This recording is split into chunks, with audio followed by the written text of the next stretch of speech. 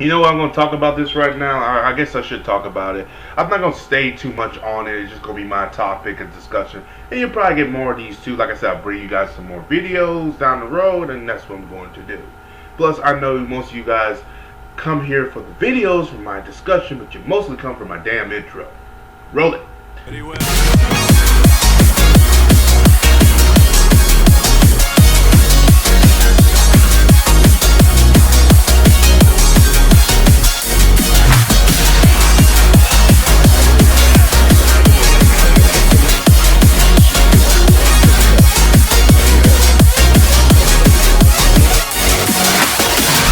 Alright, you got the intro. Now, I'm just kidding. Let's talk about this. As you see, was the DC New 52 a success or failure? It was a failure. It was a huge failure. There's some good that come out of it, but I'm gonna point the good. You know what? Let's get the good out the way because there's more bad. The good is Aquaman. I think the New 52 did a great job with the Aquaman series, the comic book series. It brought new fans in. It brought old fans back. It did right by that character. Very right. I mean, to the point where Aquaman was the top-selling top 10 most of the time. Overall, quality-wise, as a story standpoint, it was really good. I think the New 52 did a terrific job with that. However, that is one out of many other series that didn't do good. Another one was Batman. Of course, Batman would do well. You got Scott Snyder on it, and anything Scott Snyder does, not Zack Snyder, and that fucking Stuart Snyder from fucking Cartoon Network. I'm talking about Scott Snyder from the comic book Heat. Plus, it's baffling to me that they got Jeff Johns, but they couldn't call Zack Snyder, who did the death of fucking family, to the point where fans were like raving like this should be in the movies. Call this motherfucker and say, hey, what are you doing? Stop what you do in the comic books. Come to the house. Come with us, Jeff Johns, so we can, square. Because right now, to me, the best person who can write a Batman story is not Jeff Johns. He can write Green Lantern and Aquaman. The best person who can write a story is freaking Scott Snyder. That's just my opinion. Other than that, yeah, Aquaman was probably the best thing that came out of it. There's some other stuff too, but if you talk about I won't say mainstream, but the one that got the most popularity was Aquaman. Wonder Woman, it was hot, cold. The Teen Titans was a piece of shit. Fans hated that comic to the point they almost canceled it multiple times. But let's talk about the bad, and this is the part where I go into this video, and this is going to take a portion of this video.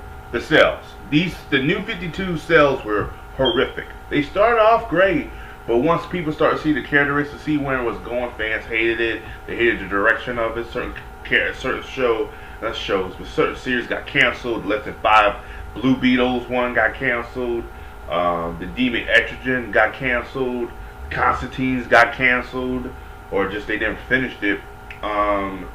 Anything, if it was Superman, Batman, or Wonder Woman, majority of them got canceled. Flash did okay because the TV show. Green Arrow was trash. They came back good, but I think the new DC rebirth of the Green Arrow has been consistent and has been flawless. Everybody loves those books. Even Superman has been fucking good in the new DC rebirth more than the New 52. Everybody hates the New 52 Superman. They think he's a piece of shit and he's trash. It was the New 52 had a lot of bad, a lot of comic books got canceled or got canned, series ended, fans could really get invested into it. It's a good way to jump into a comic and start off fresh, but I mean, if nothing, the saying is, if it ain't broken, don't fix it. So if it's fine the way it is, they'll try to fix it. I understand you want new material, new fans. What Marvel does is what Marvel does. The thing about Marvel Comics and the thing about DC New 52 was that DC 52 became Marvel Comics. Not telling a good cohesive story.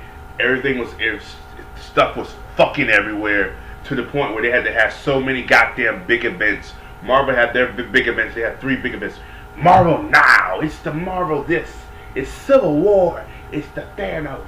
It's Ultron. It's this.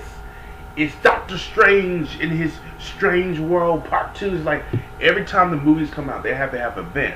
Where for this one, for the DC's, for DC Rebirth, they're doing things, they have big events, but they build it up. It means something now. They're starting to build up, like the Justice League versus Suicide Squad. No one's hating it. People are loving it. And people are like, oh, they're doing this because of the movie. Wait, guess what? Fans are happy. There's no complaints. Some of it ain't that good here and there, but overall wise, it's been mostly positive, more than negative. As a less negative than I've seen before. Excuse me. And that's what I like to see. They're building it up. They're not just throwing it in there, just throwing it in your face. Because of course they're going to do Justice League versus Suicide Squad. I mean, that's just a comic book sale right there. That's money. DC ain't stupid. I don't blame them. As of right now, DC Rebirth is the best one. DC Rebirth is pretty much a success, and it's only been out for 6 months, and a success as quality wise.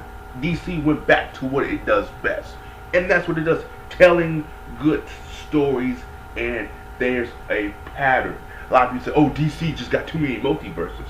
It's not that hard, and plus I like the multiverse because if you kill one character, fucks up. See, the thing about DC multiverse is they can always reboot it and always kill it, where Marvel's, they starting to do the same thing, but you could tell Marvel's, Marvel can't really do what DC does because DC's been doing it for so long. They're the master of the multiverse.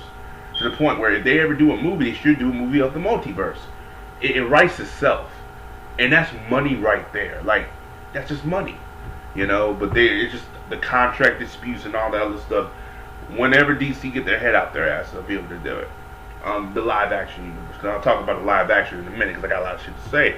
But other than that, I don't really want to go on too much about that. But like I said, the DC New 52 was it a success or a failure? And I say it was a failure. I think it was a huge mistake to reboot all those characters. It was a huge mistake to go the route with some characters. Like I said, Aquaman came out the best out of this, but I mean, that's one thing. DC, the New 52, don't have a lot of successes. There's less success out of that, whatchamacallit, than any comic book, I think any comic book saga, whatever DC's has done in the past few years. They put a lot of money into it, I understand that, but the best thing, if constantly Batman's still number one, that's not good. Superman, Batman, Flash, all of them should have been number one. If Marvel is overtaking the top 10 spot, and then overtaking the top 20 spot. And that's what happened. DC's top favorite were Batman and Superman. That was it. No Flash, no Wonder Woman, no nothing. And then maybe a Justice League. That's not good. That is not fucking good. Now it's the different.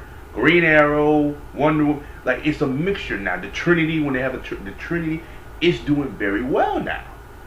And we'll see right now, because these are just first few months, but a lot of people now gravitating back to DC, and Marvel's comics keep doing what they do. When the Avengers Infinity War come out, they're gonna have a Infinity War type of event just for the movie. So yeah, same old shit. That's all I want to talk about. I just want to say the New 52 was a failure, and that's just my opinion on it. If you like the New 52, go ahead. I mean, more power to you. The best. Oh, another thing I like about the New 52, I'll say the Superman Wonder Woman type of dynamic. Though that was okay. I still am a fan of Wonder Woman Batman because of Justice League the animated series. Screw me, I know, right? But yeah. That's all. As always, guys, like and subscribe. Let me know down below what you guys think. Peace. Have a good day, and I'll talk to you later.